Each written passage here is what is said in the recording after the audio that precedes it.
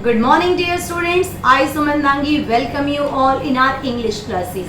Today we are starting our third lesson of reader, and the name of the lesson is The Crane and the Crab. In this lesson we will read about the crane, and she was very clever, and what she had done to the other animals. Let's read in this lesson. Come with me, students. Yes, students, our third lesson name is The Crane and the Crab. There was a lake in the middle of the nice city. Lake जो थी middle में, बीच में, शहर के बीच में एक बहुत ही सुंदर लेक थी. Many fish and dozens of crabs lived in that lake happily for a long time. Many fish, बहुत सारे जो मछलियाँ थी और दर्जनों जो है crabs उसके अंदर happily रहते थे, खुशी से रहते थे. Many factories came up around the lake. अब मैनी फैक्ट्रीज, बहुत सारी फैक्ट्रीज जो थी उस लेक के चारों तरफ बनी हुई थी. See here, this is the lake and here you can see the factories and there are many fish in the water. The factories polluted the water by dumping their waste material in the river. अब जो factories थी, ये सारा का सारा जो गंदा material था वो कहाँ डालती थी? उस रिवर के अंदर. See, it is coming from the factories. The factories polluted the water. Polluted means प्रदूषित करना. जो फैक्ट्रीज थी, they polluted the water by dumping their waste material in the river. और वो सारा का सारा मटेरियल गंदा जो है रिवर के अंदर डाल रही थी, इसलिए जो पानी था वो गंदा हो रहा था. The fish in the lake were finding it difficult to breathe. अब जो ये सारी की सारी फिशेज हैं, जब ये गंदा वेस्ट मटेरियल इस पानी के अंदर जा रहा था तो ये सारा का सारा पानी खराब हो गया, और जो ये फिशेज हैं ये यहाँ पे जो है सांस लेने में इनको दिक्कत होने लगी. A wicked crane lived on a big banyan tree near the lake. अब इसी लेक के नजदीक एक बिग banyan tree था, उसी पर एक क्रेन रहती थी. You can see the crane here. It went to the fish and said, "Dear fish, I know it has become difficult to live in this lake." अब वो क्रेन जो है फिश के पास जाती और कहती है, I know, मुझे पता है, it has become too difficult, कि आपके लिए यहाँ पर रहना मुश्किल हो गया है. Live means रहना. The water is getting dirtier day by day. और मुझे पता है कि जो पानी है यहाँ का वो भी दिन प्रतिदिन खराब होता जा रहा है, गंदा होता जा रहा है. Very soon all of you will die. Die means मरना. Soon means जल्दी. और मुझे पता है कि तुम जल्दी ही मर जाओगी. I have seen a very big lake nearby. Nearby means नजदीक. Seen means देखना. मैंने नजदीक ही एक बहुत बड़ी लेक देखी है. It is full of clean water. Full of clean water. Clean means साफ, जो कि साफ पानी से भरी हुई है. I will take you there. मैं तुम्हें वहां पर लेके चलता हूँ. But how can you take all of us? One fish asked. तो एक फिश कहती है, But how can you take all of us? आप हम सबको कैसे लेके चलोगे वहां पे? I will take all of you one by one to the other lake. तो क्रेन कहता है कि मैं तुम्हें one by one करके वहां पे ले चलूंगा. That way all of you would be saved. और इस तरह से आप सब सुरक्षित हो जाओगे. The fish felt happy. Fish जो थी वो बहुत ही अच्छा महसूस करती हैं, वो खुश हो जाती हैं.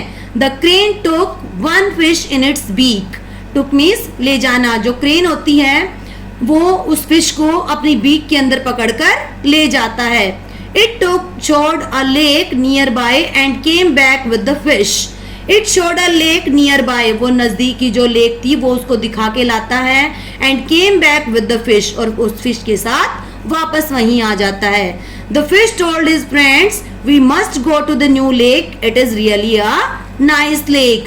तो वो जो फिश होती है वो वापस आके अपने फ्रेंड्स को बताती है कि हमें दूसरी लेक में जाना चाहिए, because it is really very nice, क्योंकि वो बहुत ही अच्छी लेक है. All the fish were eager to go to the new lake. All the fish were eager. Eager means होता है बेटा कीन.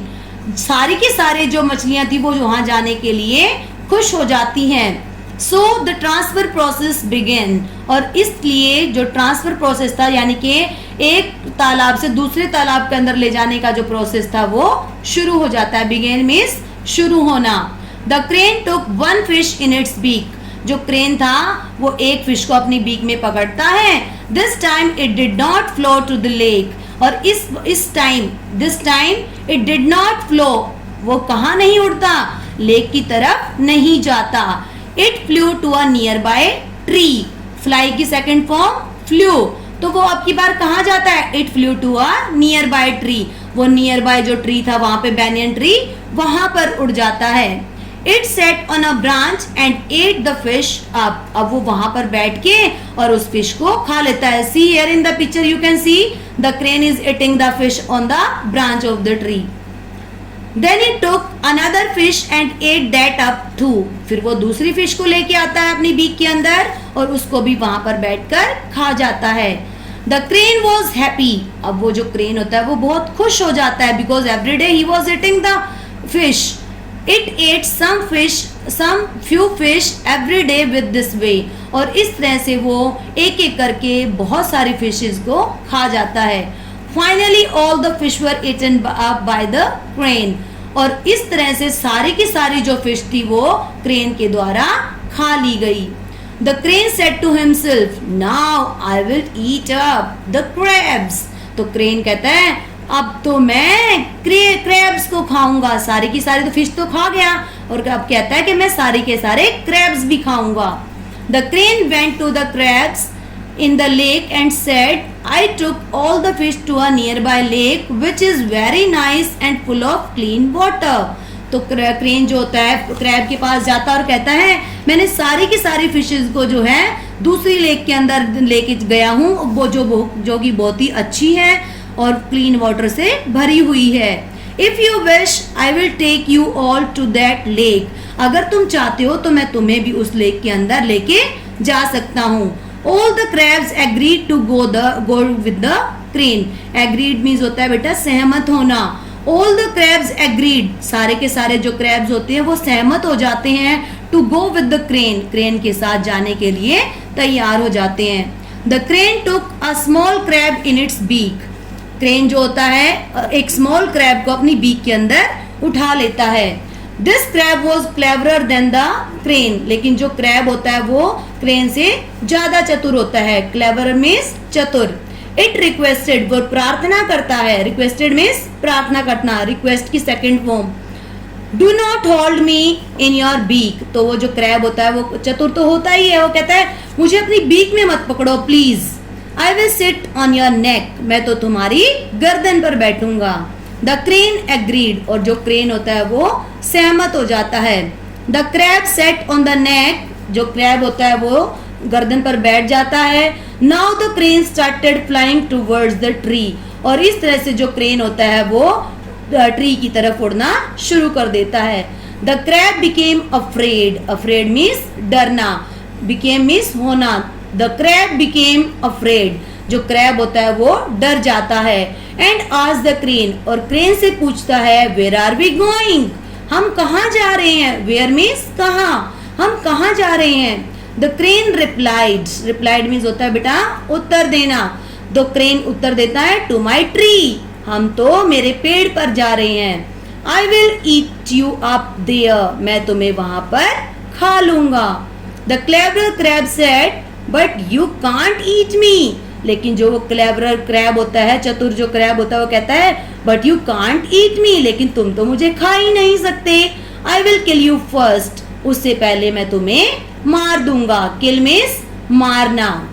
The crab pressed the crane's neck very hard with its claws. The crab pressed. जो crab होता है वो अपने पंजों के साथ उसकी गर्दन को जोर से दबा देता है. The crane died. Died means मरना. जो क्रेन होता है वो मर जाता है and fell down. और नीचे गिर जाता है. Thus the crab was saved. और इस तरह से जो क्रैब होता है वो बच जाता है. I think बेटा ये लेसन आपको समझ में आ गया होगा. अगर कोई भी प्रॉब्लम है then you can ask me personally. Thank you. Have a nice day.